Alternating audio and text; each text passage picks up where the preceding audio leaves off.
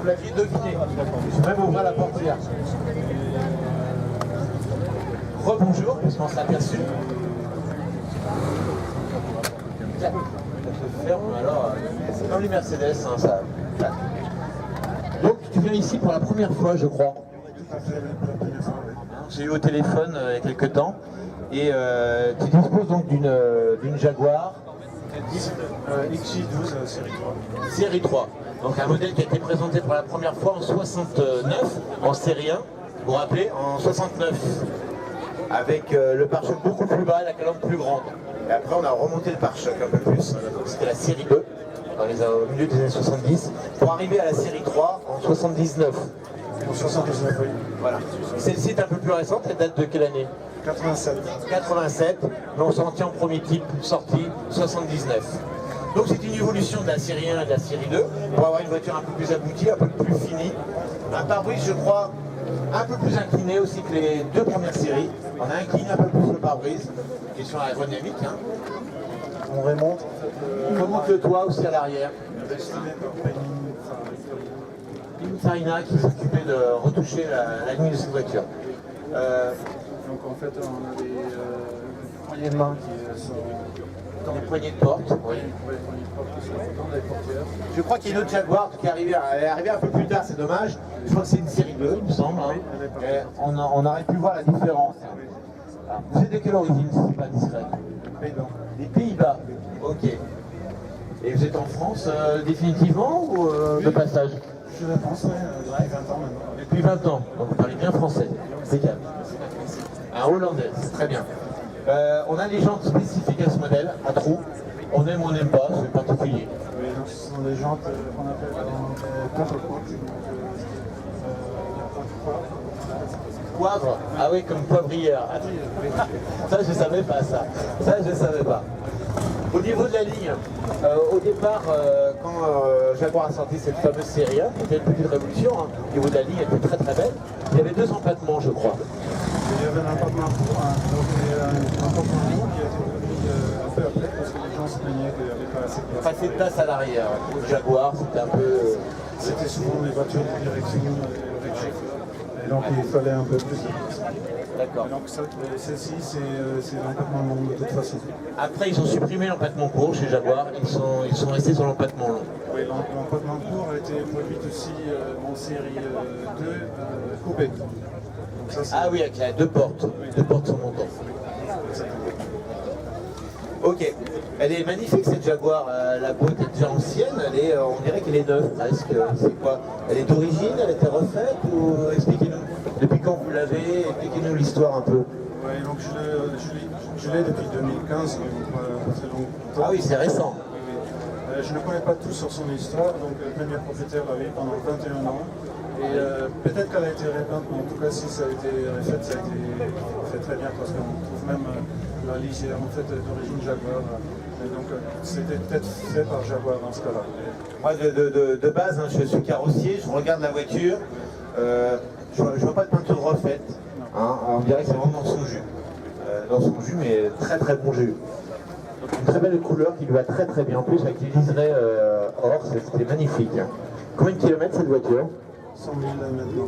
100 000, c'est vrai, elle n'a pas beaucoup roulé. Hein. À peu près 30 000 par an. C'est toujours garé ici à l'intérieur. Donc en très bon état, pas de corrosion. C'est une voiture très luxueuse, comme vous connaissez les Jaguars. Hein. La série 2, c'est pas la plus, comment dire, la plus fiable, on va dire ça. Hein. Par contre, avec la série 3, ils sont arrivés à quelque chose d'assez fiable. Hein. C'est une voiture, il vaut mieux acheter une série 3 en général qu'une série 2. Exactement. En fait, le problème, Jaguar traîne quand même un problème, un souci de qualité, une réputation de souci de qualité. Surtout dans les années 70. Hein. Donc la série 2 a été produite dans les années 70 où il y avait 80, où il y a beaucoup de soucis avec le Jaguar a été racheté par British Leyland. Bon, il y avait beaucoup de grèves, le sous-traitant ne produisait pas les pièces qu'il fallait, avec la qualité qu'il fallait. Donc depuis les années 80, Jaguar est devenu indépendant et ils ont su remonter les problèmes de qualité. Ouais. Là, on est revenu à une qualité digne de Jaguar, ce qui n'était pas le cas dans les années 70, avec ces grèves à répétition Et voilà.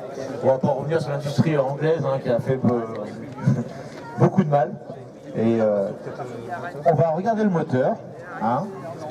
Alors, il y a quoi sous le capot, messieurs, dames? Un V12, vous êtes sûr? Vous êtes sûr? Donc on trouve sous le capot, bien sûr. Un V12, Un V12. 53 litres, 300 chevaux. Est-ce qu'il y avait uniquement un V12 sur la série 3?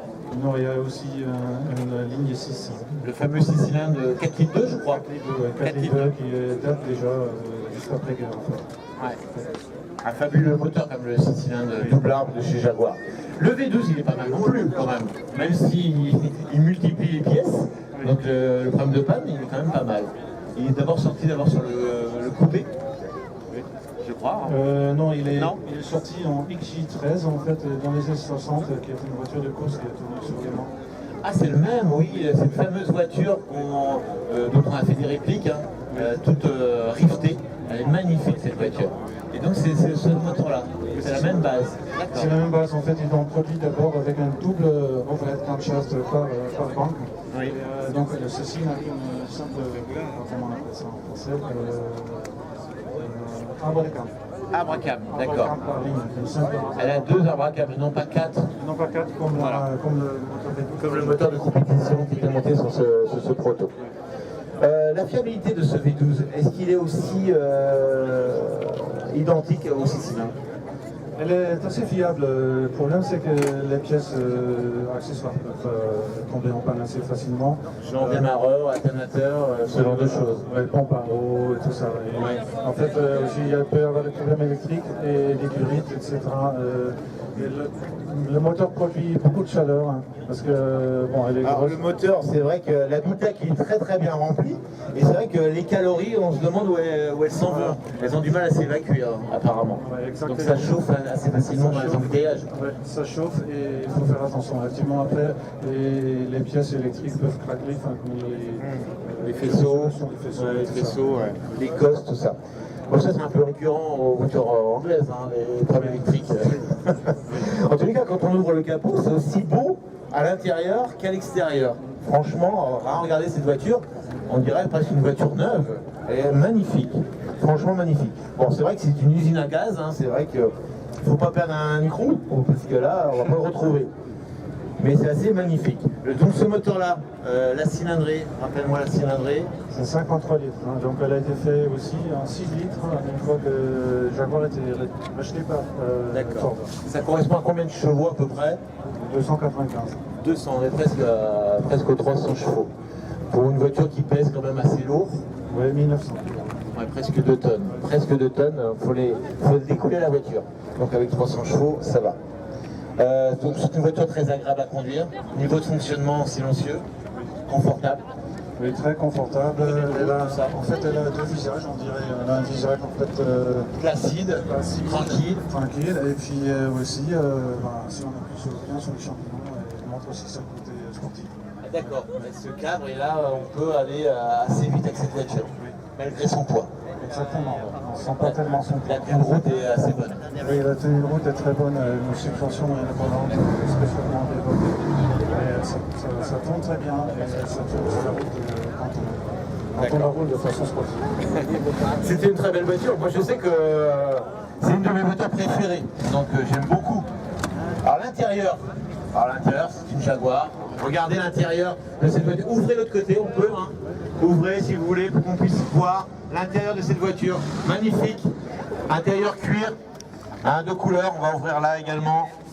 On va faire une journée porte ouverte ce Jaguar. Regardez, et en plus il y a le. Regardez derrière. Alors le coffre, regardez le coffre. C'est pas un coffre, c'est une soute à bagages. Alors là, vous pouvez partir en vacances tranquille, à plusieurs. Madame pourra mettre ses valises, il n'y aura pas de souci. Je vous jure, il n'y aura pas de souci. Vous avez quoi de valises quand vous partez 3, 4, là ça rentre. Non, en plus, il est tapissé de moquettes. Il est vraiment, c'est vraiment. Tout ça, c'est d'origine, ça n'a jamais été refait. La boîte à outils d'origine. La boîte à outils qui est là. Bon, qui fait un peu rapporter. Hein. Chez BM ou Mercedes, on a fait mieux, mais elle existe, elle est là. Et là, on a une protection pour les crics. Cric d'origine, tout ça. Le cric jamais d'origine. utilisé, apparemment. Jamais utilisé le cric. Donc la roue de secours, pareil, qui se trouve où? Elle est d'origine aussi, la roue de secours. Jamais servie. Oui, je sais pas. Alors comme toutes les Jaguars sur cette série-là, enfin série 1, série 2, série 3, on a 2 réservoirs, ce qui permet d'équilibrer la voiture en fait, c'est ça?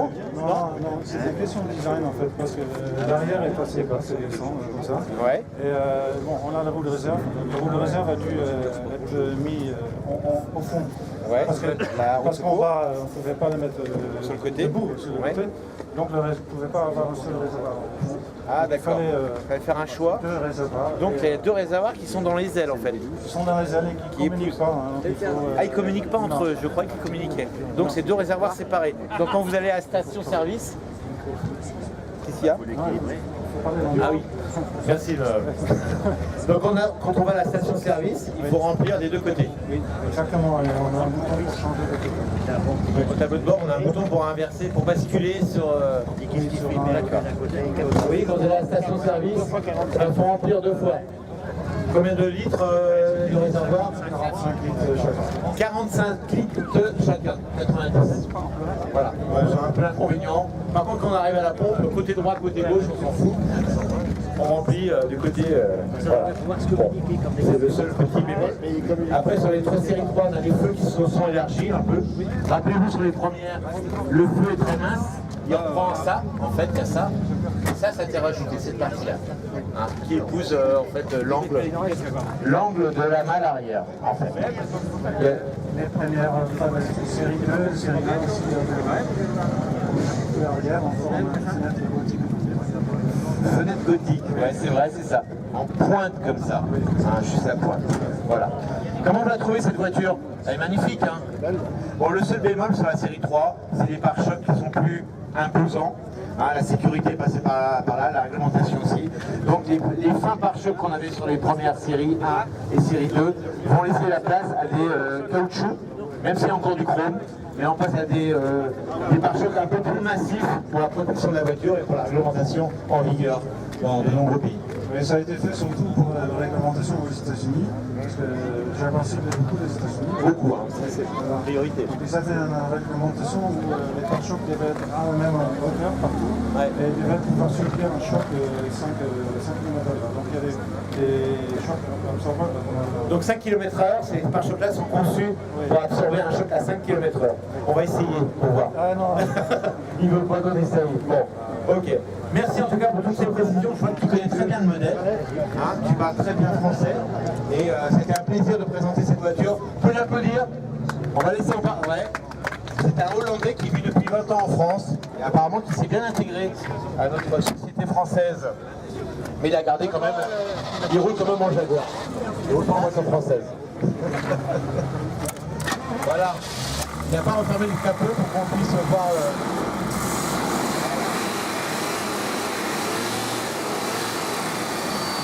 Vous savez qu'un V12 berline, c'est assez rare. Les Jaguar étaient les premiers à le faire. Les V12 c'était plutôt Ferrari ou Lamborghini sur des voitures assez typées.